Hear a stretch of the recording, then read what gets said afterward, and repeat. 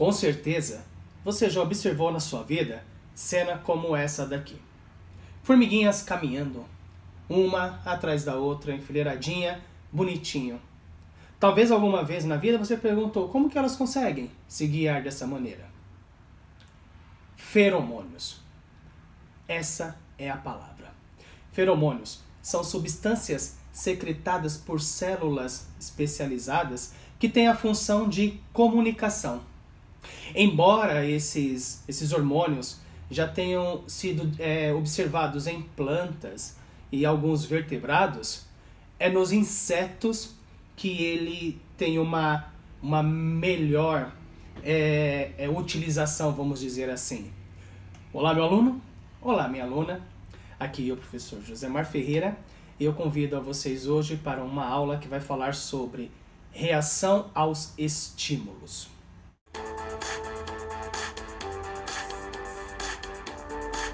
Os seres vivos, eles dependem de uma relação que vão estabelecer com o meio ambiente para conseguir se alimentar, para se defender e até para acasalar. Para que essa relação seja perfeita, ele vai necessitar de estruturas especializadas. Estruturas especializadas em perceber sons, perceber estímulos, perceber a luminosidade, a temperatura do ambiente.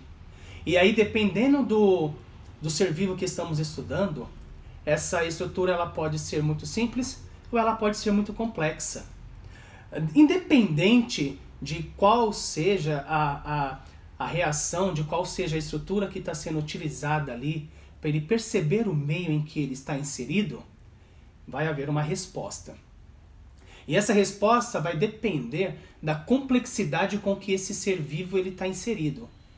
Então ela pode ser ou mais rápida ou mais lenta, de acordo com as estruturas que ele tem.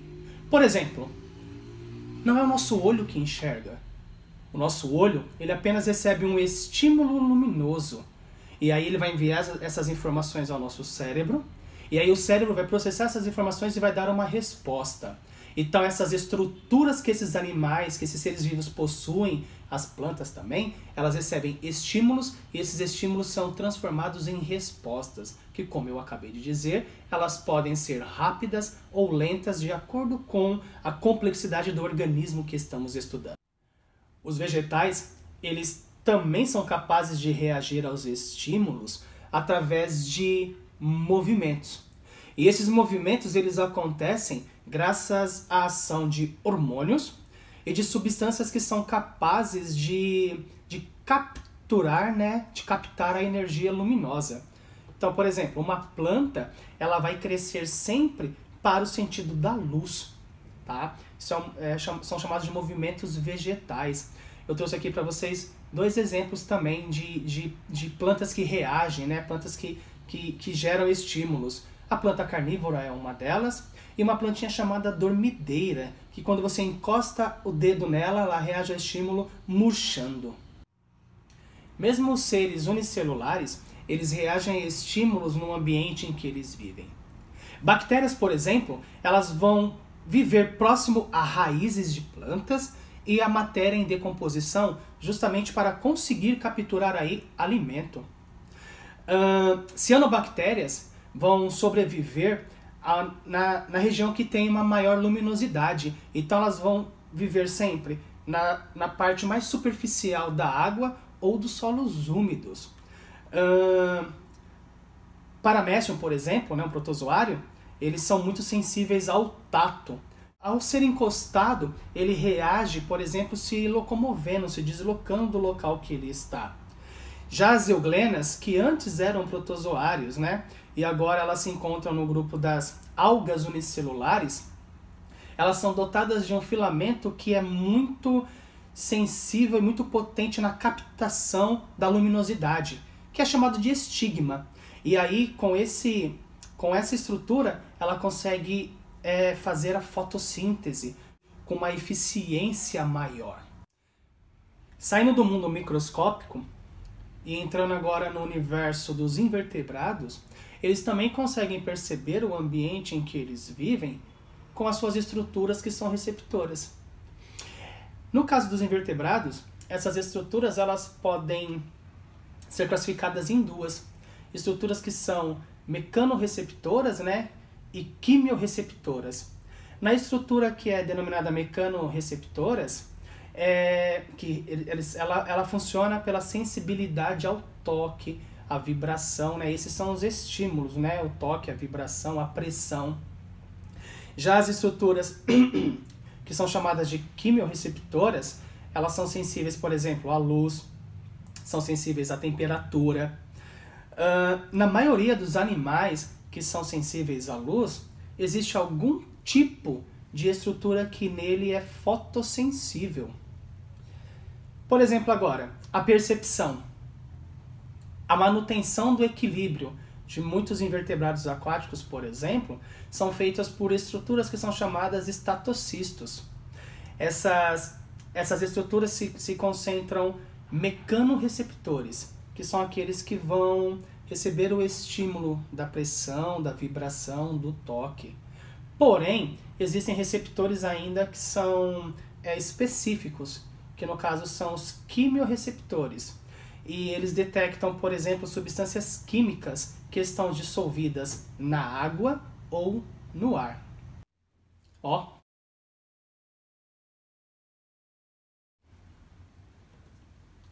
Lindo, né? Não tem como falar de percepção do ambiente sem falar desses seres magníficos, os insetos.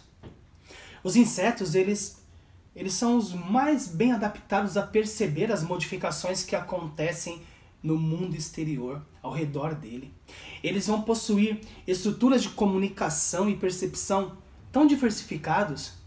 Por exemplo, se você pega uma borboleta, uma mosca, uma mariposa, ela possui pelos nas extremidades da patinha, elas possuem pelos próximo ao seu aparelho bucal, e você pode perceber que a mosquinha lá fica o tempo todo raspando a perninha.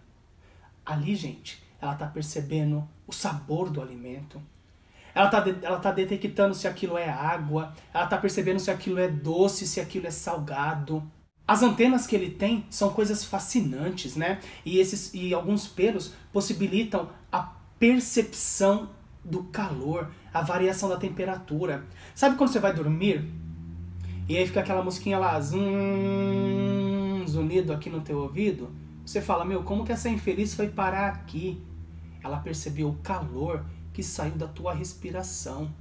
E aí as anteninhas delas captaram isso e elas vêm justamente para essa região do rosto. Olha que fascinante. E a visão deles, então? Todo mundo acho que já deve ter visto o olho de uma mosca, né? Aquele olho é chamado de olho composto. E esse olho composto é formado por centenas de omatídeos. É o nome da estruturinha que tem ali. Cada omatídeo, ele tem uma forma hexagonal, que é uma forma que tem 6 lados. Essa forma hexagonal permite para esse inseto perceber as cores com uma eficácia exuberante. E isso para esse inseto é uma adaptação fenomenal, muito importante. É possível que cada omatídeo desse forme uma imagem parcial da cena que é observada. E é por isso que estipulam que os insetos eles observam como se fossem mosaicos. Então esses caras são fascinantes na adaptação da percepção do ambiente em que o rodeia.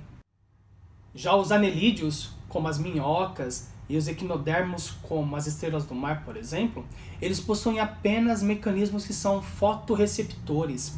Esses mecanismos estão distribuídos ao longo do seu corpo e automaticamente eles são sensíveis à luz e aí eles podem reconhecer apenas aí, então nesse caso, variações na intensidade da luz. Bom, meu aluno, bom, minha aluna, eu quis trazer aqui nesse pouquinho intervalo de tempo o fascínio que é a adaptação desses seres para conseguir sobreviver nesse ambiente, que para eles é muito hostil. A falta de cada um desses sensores, vamos dizer assim, determina a vida ou a morte deles. Quer acabar com um inseto? Tira a antena dele. Aquela formiguinha da introdução da nossa aula, que está andando em fileirinha ali. A primeira está enviando o feromônio para a segunda, indicando o caminho. São receptores químicos. A segunda envia a mensagem para a terceira. Se eu fizer a maldade de matar ali a formiguinha do meio, as que estariam depois dela começam a se perder. As outras três vão caminhar. A comunicação foi quebrada porque uma formiguinha morreu, ela não consegue passar a informação para outra. Então essas estruturas são a diferença entre a vida e a morte. Eu espero que você tenha gostado das curiosidades científicas, de como esses seres são magníficos na sua plenitude. E eu convido vocês para a próxima aula. Até mais.